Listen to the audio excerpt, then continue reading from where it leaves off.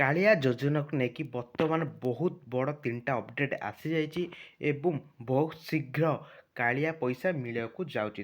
ତେଣୁ ଯେଉଁମାନେ କାଳିଆ ଯୋଜନାରେ ବେନିଫିଟ୍ ପାଉଛ ଓକେ, ଆଉ ଯେଉଁମାନେ ଚାହୁଁଛ କାଳିଆ ଯୋଜନାରେ ମୁଁ ବେନିଫିଟ୍ ପାଇବାକୁ ଚାହୁଁଛି, ତ ଯେତେବେଳେ ବି କାଳିଆ ଯୋଜନା ଅନଲାଇନ୍ ଆପ୍ଲାଏ ହେବ ମୁଁ ତୁମକୁ ଆମ ଟେଲିଗ୍ରାମ ଗ୍ରୁପ୍ରେ ନହେଲେ ଆମ ୟୁଟ୍ୟୁବ୍ ଚ୍ୟାନେଲରେ ଭିଡ଼ିଓ ଦେଇଦେବି। ତେଣୁ ଚ୍ୟାନେଲକୁ ସବସ୍କ୍ରାଇବ୍ କରି ରଖିଥାଅ, ଯେତେବେଳେ ବି ମୁଁ ନୂଆ ନୂଆ ଭିଡ଼ିଓ ଅପଲୋଡ଼ କରିବି ଆପଣଙ୍କ ପାଖରେ ସର୍ବପ୍ରଥମେ ନୋଟିଫିକେସନ୍ ପହଞ୍ଚିବ। ଓକେ, ବହୁତ ବଡ଼ 3ଟା ଅପଡ଼େଟ୍ ଆସିଛି। ସେ 3ଟା ଅପଡ଼େଟ୍ କ'ଣ ନା, ତୁମେ ଯେତେବେଳେ ବି ଆଗରୁ କାଳିଆ ଯୋଜନାରେ ମାନେ ପଇସା ପାଉଥିଲ, ତୁମେ ବିନା ଆଧାର କାର୍ଡ଼ ମାନେ ତୁମ ଆକାଉଣ୍ଟରେ ଯଦି ଆଧାର କାର୍ଡ଼ ଲିଙ୍କ ହେଉନଥିଲା ତଥାପି ତୁମେ ପଇସା ପାଇଯାଉଥିଲା। କିନ୍ତୁ ଏବେ କ'ଣ ଅପଡ଼େଟ୍ ଆସିଛି ତୁମେ ଦେଖିପାରୁଥିବ, ରେଡ଼୍ କଲର୍ରେ ମଧ୍ୟ ତୁମେ ଦେଖିପାରୁଥିବ ଉପରେ, ପରବର୍ତ୍ତୀ କାଳିଆ ସହାୟତା ରାଶି ଆଧାର ନମ୍ବର ସହ ସଂଯୋଗ ଥିବା ବ୍ୟାଙ୍କ ଆକାଉଣ୍ଟରେ ପ୍ରଦାନ କରାଯିବ।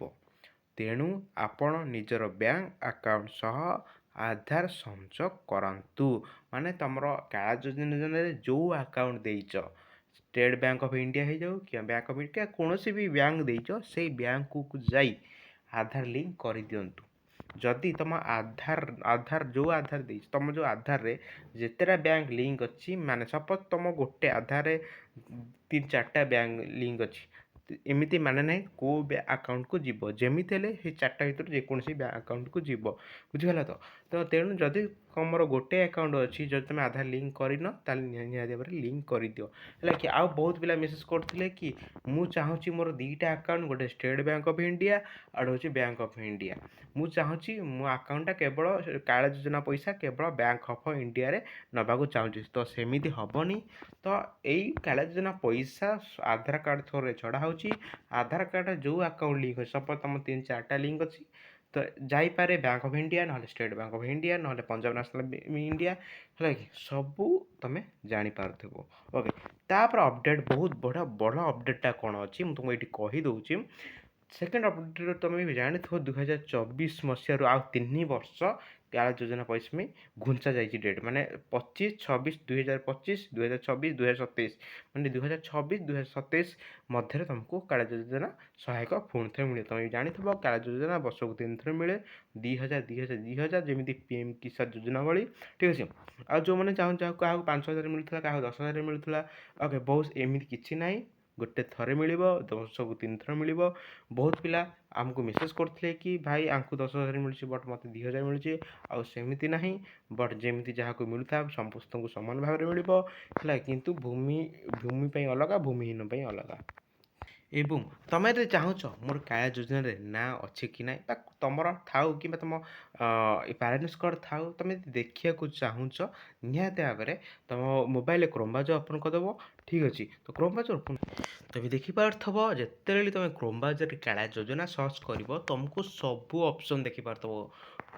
No your application status, beneficiary list, complete your UKS. ମନେ ରଖ, ଯଦି ତୁମେ କାଳିଆ ଯୋଜନାରେ ପେମେଣ୍ଟ 100% ପାଇବାକୁ ଚାହୁଁଛ, ଫାଷ୍ଟ କରିକି ତୁମେ କମ୍ପ୍ଲିଟ୍ ୟୋର୍ ୟୁକେଏସ୍ କରିବ। କମ୍ପ୍ଲିଟ୍ ୟୁକେଏସ୍ କେମିତି କମ୍ପ୍ଲିଟ୍ କରା, ସିମ୍ପଲ୍ କଥା, କମ୍ପ୍ଲିଟ୍ ୟୋର୍ ୟୁକେଏସ୍ ଉପରେ କ୍ଲିକ୍ କରିବ, ଆଧାର କାର୍ଡ଼ ଦେଇଦେବ। ଆଧାର ନିଜ ମୋବାଇଲରେ ମଧ୍ୟ କରିପାରେ, ଯଦି ତୁମ ଆଧାରରେ ଫୋନ୍ ନମ୍ବର ଲିଙ୍କ ଅଛି। ଯଦି ତୁମ ଆଧାରରେ ଫୋନ୍ ନମ୍ବର ଲିଙ୍କ ନାହିଁ, ତାହେଲେ କୌଣସି ଜନସେବା କେନ୍ଦ୍ରକୁ ଯାଇକି ବାୟୋମେଟ୍ରିକ୍ ସାହାଯ୍ୟରେ ତୁମେ ୟୁକେଏସ୍ କରିଦେବ, ଠିକ୍ ଅଛି।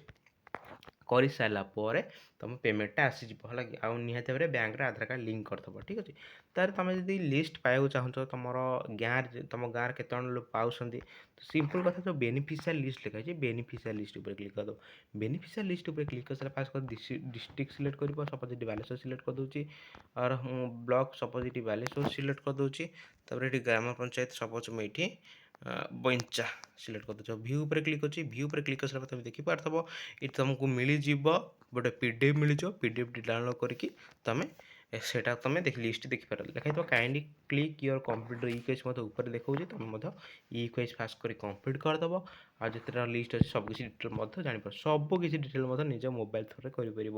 ଆଉ ଯଦି ବି କିଛି ବି ଏଇଠି ଡାଉଟ୍ ରହୁଛି, କାଳେ ମାନେ ତୁମ ପଇସା ଅଲରେଡ଼ି ମାନେ ଆପ୍ଲାଏ କରୁଛ ବଟ୍ ପଇସା ଆସୁନି, ତୁମେ ଫାଷ୍ଟ କରିକି କ'ଣ କରିବ, ମୁଁ ଏଠି ମୁଁ ଦେଖାଇ ଦେଉଛି, ଲେଖା ହେଇଥିବ ଏଇଠି, ଠିକ୍ ଅଛି। ତ 3 ଡଟ୍ ଉପରେ କ୍ଲିକ୍ କର, ଠିକ୍ ଅଛି। 3 ଡଟ୍ ଉପରେ କ୍ଲିକ୍ କରିସାରିଲା ପରେ, ଓକେ, ଏଇ 3 ଡଟ୍ ଉପରେ କ୍ଲିକ୍ କରିସାରିଲା ପରେ ଗୋଟେ ମାନେ ଗାଇଡ଼ଲାଇନ୍ସ ଭଳି ଗୋଟେ ଅପସନ୍ ଥିବ, କ୍ଲିକ୍ କରିକି ତୁମେ ମଧ୍ୟ କମ୍ପ୍ଲେନ୍ ମଧ୍ୟ ଦେଇପାରିବ। ଆଉ ବହୁତ ଶୀଘ୍ର କାଳିଆ ଯୋଜନା ପଇସା ଆସିବାର ଅଛି, ତ ତା ପୂର୍ବରୁ ନିହାତି ଭାବରେ ବ୍ୟାଙ୍କରେ ଆଧାର କାର୍ଡ଼ ଲିଙ୍କ୍ କରିଥିବା ଦରକାର। ତ ମୁଁ ଯେଉଁ ଭିଡ଼ିଓ କରୁଛି ମାର୍ଚ୍ଚ ମାସ 23 ତାରିଖ ଦିନ, ଏହି ମାସରେ କାଳିଆ ଯୋଜନା ପଇସା ପଡ଼ିଯିବ। ଆର ବର୍ଷ 2023 ବର୍ଷ କହିବି, ସେଇଟା ଏପ୍ରିଲ ମାସରେ ପଇସା ଆସିଥିଲା। ତ ଏହି ବର୍ଷ ମାର୍ଚ୍ଚ ମାସରେ ଆସିଯିବ ପଇସା, କାରଣ ଏପ୍ରିଲ ମାସରେ ଇଲେକ୍ସନ୍ ହେବାର ଅଛି। ତ ତେଣୁ ବହୁତ ଯଥାଶୀଘ୍ର ପଇସା ଆସିଯିବ। ତେଣୁ ଫାଷ୍ଟ କରିକି ଯେଉଁମାନଙ୍କ ଆକାଉଣ୍ଟରେ ଆଧାର କାର୍ଡ଼ ଲିଙ୍କ୍ ନାହିଁ ଜଲ୍ଦି କରିଦିଅ। ଆଉ ଯେଉଁମାନେ ବି କାଳିଆ ଯୋଜନାରେ ଅଲରେଡ଼ି ମାନେ ରେଜିଷ୍ଟ୍ରେସନ୍ କରିନ, ଯେତେବେଳେ ରେଜିଷ୍ଟ୍ରେସନ୍ ଆରମ୍ଭ ହେବ ନିହାତି ଭାବରେ ମୁଁ ଆମ ଚ୍ୟାନେଲରେ ମଧ୍ୟ କହିଦେବି। ଓକେ, ଆଉ ନିହାତି ଭାବରେ ଆଉ ଇ-କେୱାଇସି କରିବା ନିହାତି ଆବଶ୍ୟକ। ଠିକ୍ ଅଛି, ଇ-କେୱାଇସି କରିଦେବ ଆଉ ବ୍ୟାଙ୍କରେ ଆଧାର ଲିଙ୍କ୍ କରିଦେବ। ଯଦି କିଛି ବି ତୁମର ମାନେ କିଛି ବି ତୁମର ଅସୁବିଧା ହେବ ନାହିଁ। ଓକେ, ତ ରହୁଛି, ତ ଦେଖା ନେକ୍ସଟ ଭିଡ଼ିଓରେ। ସେଥିପାଇଁ ଜୟ ଜଗନ୍ନାଥ।